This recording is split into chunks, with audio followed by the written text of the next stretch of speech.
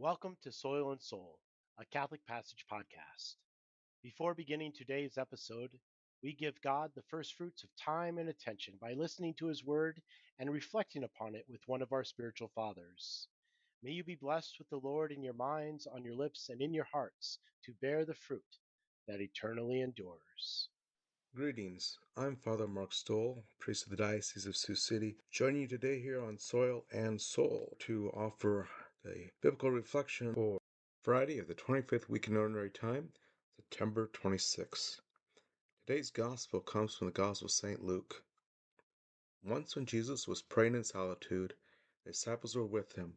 He asked them, "Who do the crowds say that I am?"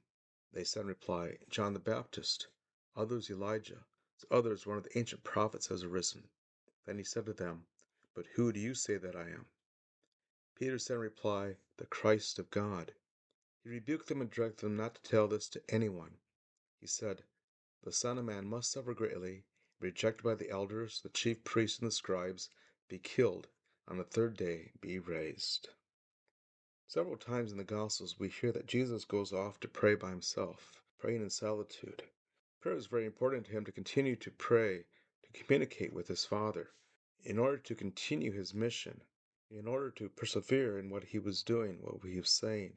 And I can even see in this case, even to have the courage to ask his disciples, "Who do people say that I am?" Imagine for yourself if you would ask someone, family, friend, neighbor, who do people say that I am? What would people say about you? How would they identify you? It'd be interesting to test this and see exactly what are people saying about you and their impression is about you.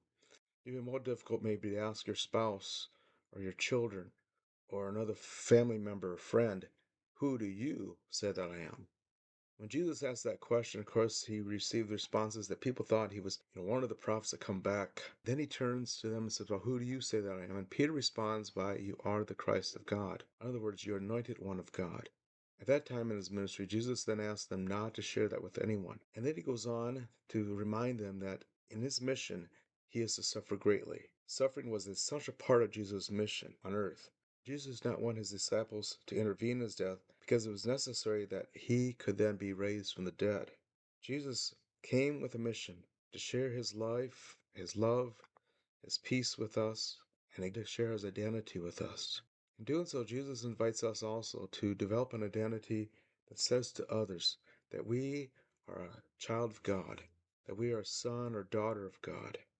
And yes, we may experience suffering in this life because we are a child of God. We remain hopeful because Jesus himself, the Christ, the Son of God, suffered for us. And as a child of God who has also been anointed through our baptism, we have that hope, that assurance that Jesus is walking with us, continues to be with us, inviting us to develop our own identity in his image, continue to pray and reach out so that we can know ourselves and know God better.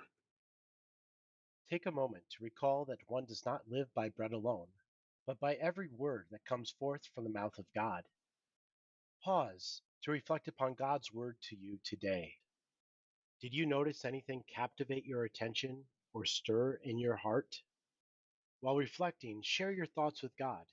When you are ready, resume this podcast. Sit back, relax, and enjoy today's episode of Soil and Soul. God bless you and thank you for joining us. Welcome to Soil and Soul, a new Christian podcast for those who want to invest in yields that count most. 5 days a week during planting and harvest seasons, Soil and Soul looks to help you sow seeds and reap a golden harvest.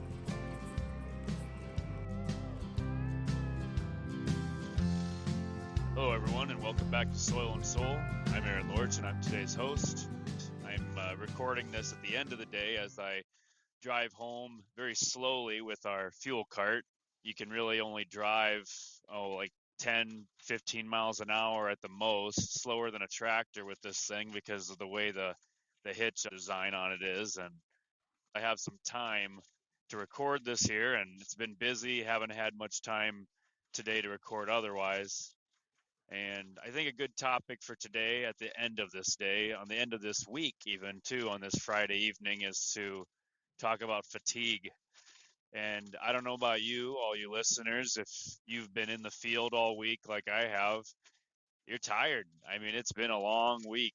It's been so hot around here, hot and dry, and even the wind's been picking up, unusually hot, really, for this time of year, that everything's drying down. We're combining 10% beans, and we're just giving it all we got. We're trying to get acres out, and we're long days. It's been a lot of 14-hour days, or even more for a lot of guys, and it adds up, and you get tired. And give it a few more weeks of this, and we're going to be even more tired, right?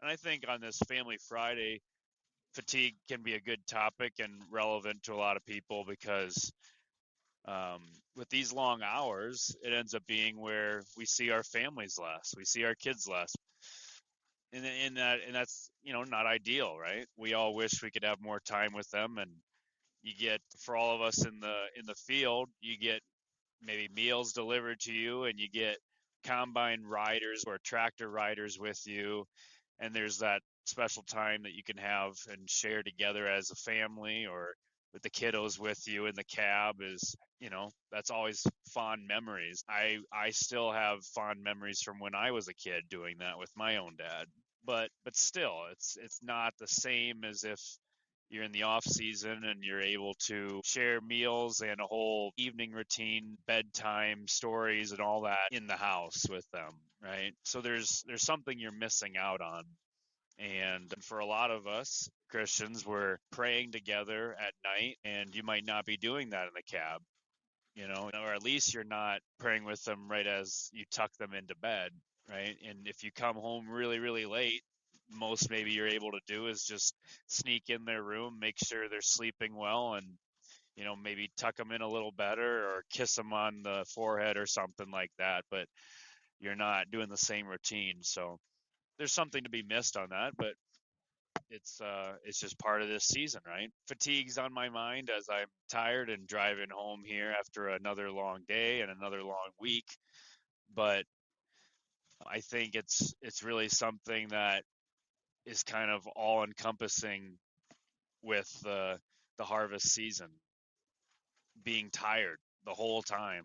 And when you are with your family, whether it's on like a rain day where you're not in the field, or it's on the weekend, especially on like a Sunday, and you guys might want to go do something together as a family, or heck, it's even when after church and, oh, let's go have brunch together or something like that, or let's go do this activity, and you're just so dead tired, you're not as present, right? And people can notice that, your family can notice that, even your kids can notice that.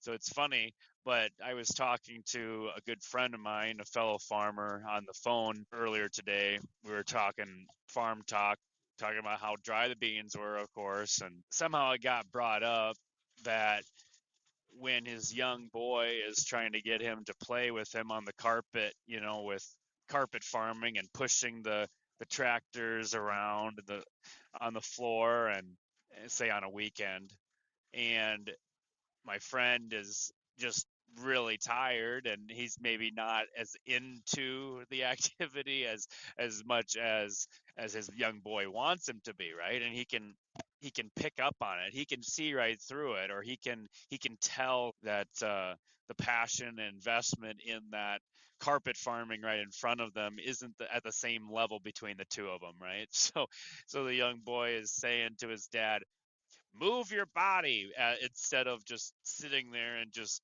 slowly moving his hand back and forth with the toy tractor or something. Move your body, get into it, right? And so we laughed about that over the phone today, but really there's something a little bit more to be said about that too. It's move your body.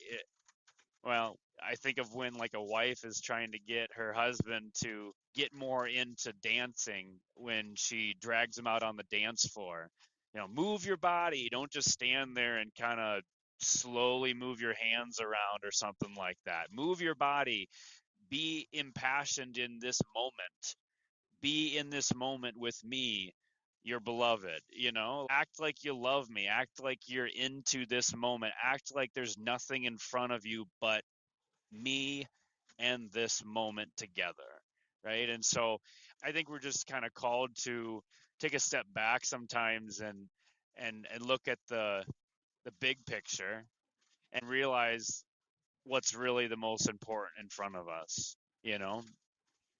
And sometimes we get so focused on the details of the moment of what we're so focused on right now is harvest and this and that next field and getting the job done and of course that's right now in the moment that's important. You got to get these acres out.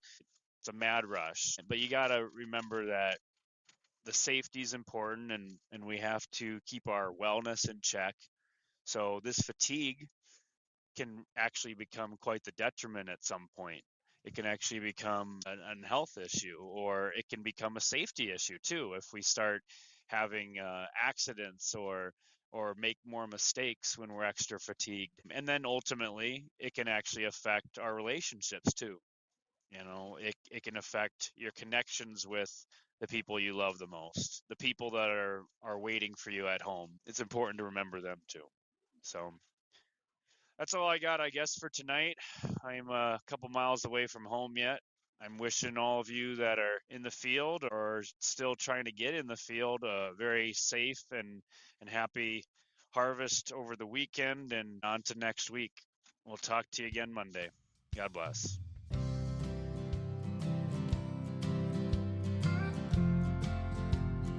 Thank you for joining us for this episode of Soil and Soul, and we hope that it blesses you. Please stay tuned during the week for the other daily shows that we offer as part of this special ministry project we're providing during the peak seasons of planting and harvest.